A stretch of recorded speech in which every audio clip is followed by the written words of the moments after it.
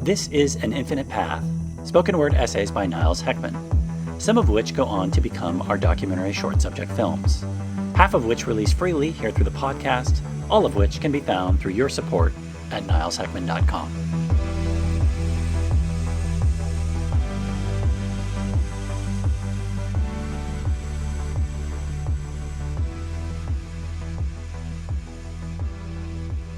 At the time of this writing and recording, we have just entered the year 2020. Happy New Year, and buckle your seatbelt. From what we've heard astrologically, we are in for a very tumultuous and powerfully potent sun cycle.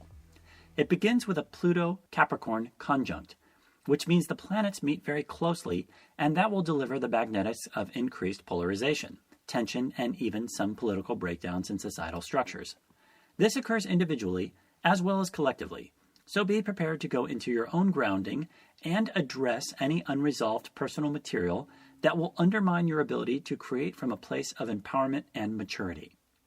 This next year also brings a new cycle, whose focus is on building structures from foundations that have been laid. One astrologist wrote that Saturn and Pluto together impart a cathartic intensity that focuses us to cultivate courage and determination as we head into a chaotic time of change, which we can always hope is for the better. 2020 is also an American election year, and you can be assured that the powers that be will use the dark wand of media to instill even greater tension and enmity between people. And no doubt, we will have another major event / October surprise that will cause incredible division. This is an ancient technique called divide and rule, and we shake our heads in wonder that so many people still fall for such blatant manipulation by the few who want us divided. One definition of consciousness could be said to be the ability to recognize patterns and meanings both in the outside world and within oneself. Yet year after year, hordes of common folks never recognize the reoccurrences in patterns throughout their lives, which are the same patterns as their parents' lives and their grandparents' lives.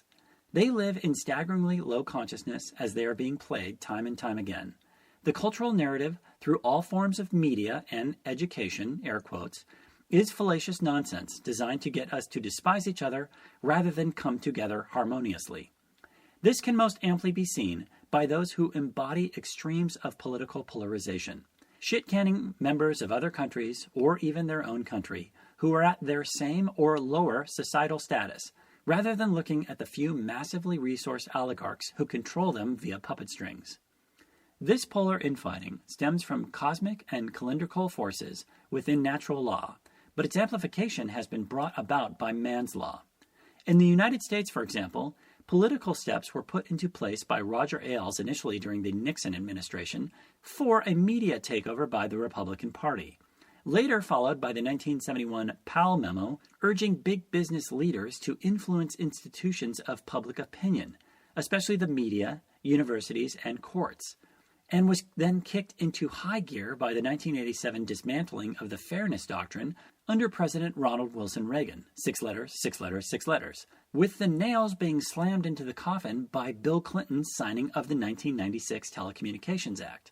So members from mostly Republican and lesser but also Republican-light Democratic parties aimed to change the media of the nation by creating future networks who did not have journalism as their main priority, but instead mind control, leading many decades later to question who owns the messages, what rights do listeners and watchers have, and what responsibility do corporations and governments have to keep the airwaves fair, accurate, and accountable. There's a 2016 documentary on this subject called The Brainwashing of My Dad. The film showcases the direct personal experience the filmmaker Jen Senko had in witnessing her father's transformation over the years from being quite non-political into a hyperpolarized political advocate after watching extensive amounts of faux news, F-A-U-X news, which rotted his brain like Gollum with the ring. Navigating future years and beyond will require the ability to see through the thick scum of daily bullshit in a culture utterly awash in lies. For America is a wonderful country, yet Americans in particular are some of the most marketed to, brainwashed, and oftentimes misinformed people in this beautiful earth realm because America has so much influence on the rest of the world.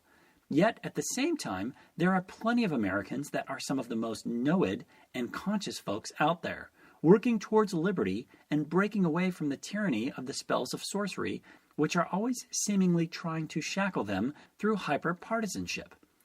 A front and center way in which one can do just that is by truly empowering themselves with knowledge followed by experiential understanding of the logical fallacies.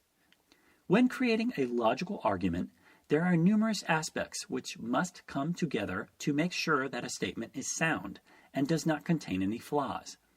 In reasoning to argue a claim, a fallacy is reasoning that is evaluated as logically incorrect and undermines the logical validity of the argument and permits its recognition as unsound.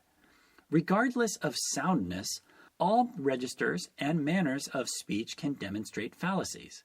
Most arguments via keyboard warriors on the big data collection webs of forums or threads, or even statements made in the halls of Congress for that matter, contain numerous flaws.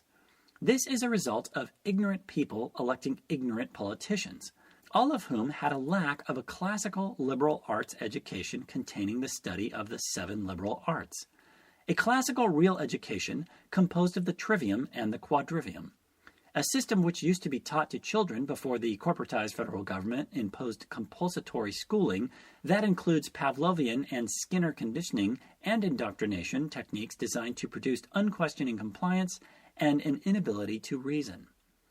The Trivium education system is very important, and we will unpack more of it in future essays. The relevance here is the lower division of the Trivium, containing general grammar, Aristotelian logic, and classical rhetoric, which comprises the first 3 rules-based subjects.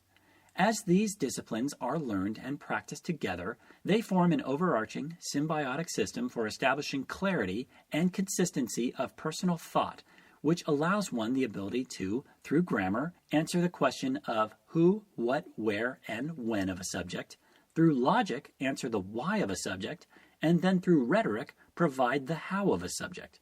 So what one takes in, how they interpret it, and finally how they communicate it to others. We can see how these traits are essential to a classical education, as explained in Plato's dialogues in ancient Greece. As we focus here mainly on the logical aspect of this, how particular that we have not been taught this reasoning tool in our state-run schools.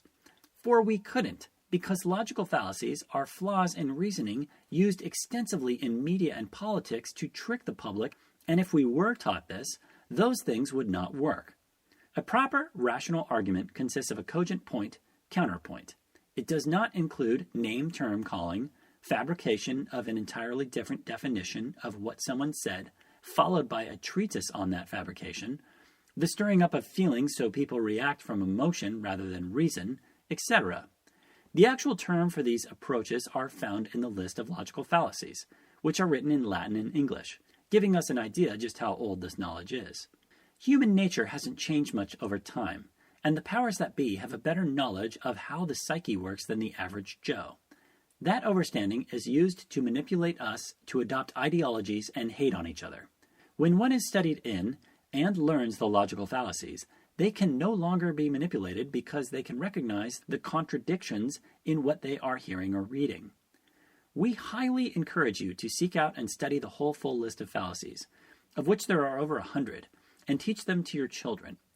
Charts and infographics are easily findable online to print out and put on your wall, for example, and the quite extensive list branches out into sublists of formal and informal fallacies, with the formal entailing propositional fallacies, quantification fallacies, and formal syllogistic fallacies, along with the informal entailing improper premise, questionable cause, faulty generalizations, red herrings, and relevance fallacies. Some common fallacies entail the bandwagon fallacy. Just because a significant population of people believe a proposition is true doesn't automatically make it true. Appeal to authority fallacy. Getting an authority figure to back your proposition can be a powerful addition to an existing argument, but it can't be the pillar on which your entire argument rests. Just because someone in a position of power believes something to be true, surprise, surprise, it doesn't make it so. The false dilemma fallacy. This common fallacy misleads by presenting complex issues in terms of two inherently opposed sides. instead of acknowledging that most, if not all issues, can be thought of on a spectrum of possibilities and stances, asserting that there are only two mutually exclusive outcomes. Hasty generalization fallacy.